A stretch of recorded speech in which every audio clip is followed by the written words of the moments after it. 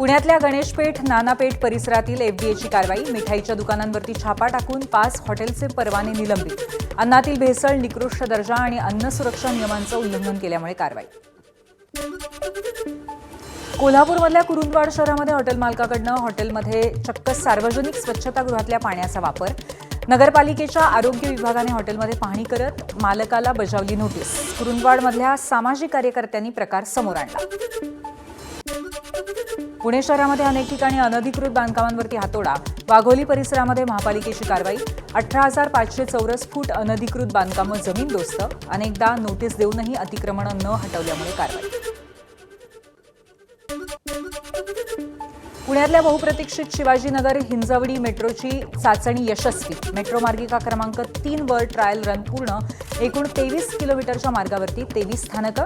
Hinjawadi IT park ते शिवाजीनगर आणि जिल्हा न्यायालय परिसर जोडला जाणार. मुंबई उपनगर तसंच पुणे शहरातल्या 1 जानेवारी 2011 पूर्वीच्या शासकीय जमिनीवरच्या अतिक्रमित बांधकामांना नियमित केलं जाणार. राज्य सरकारनं मोठा निर्णय घेतलाय. अतिक्रमणाचा व्यापक सर्वेक्षणासाठी महसूल मंत्र्यांकडनं समितीची स्थापना. जळगावमध्ये शेतीच्या मोजणीसाठी 71,000ची मागणी. भूमी अभिलेखाचे 2 कर्मचारी लाचलुचपतच्या ताब्यात. दोन्ही संशयितांकडनं भ्रष्टाचार प्रतिबंधक कायद्यांच्या अंतर्गत गुन्हा दाखल. नाशिकच्या चांदवड मनमाड रोडवरच्या मध्यरात्री भीषण अपघात. या अपघातामध्ये कारमधल्या 2 जण ठार. हा अपघात इतका भीषण होता की गाडी रस्त्याच्या कडेचं झाड तोडून पलीकडच्या नाल्यात पडली.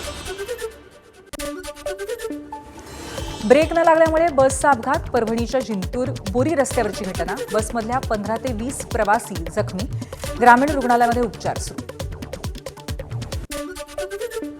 नंदुरबार शहरामध्ये माकडांचा धुमाकूळ. विद्यार्थी शिक्षकांवरचे हल्ले तर अनेक दुकानांचंही नुकसान. शाळांमध्ये भीतीचं वातावरण. वन विभागाकडे कर्मचाऱ्यांची पुरेशी संख्या नसल्यामुळे माकडांना पकडण्यात अपयश येत असल्याचा आरोप.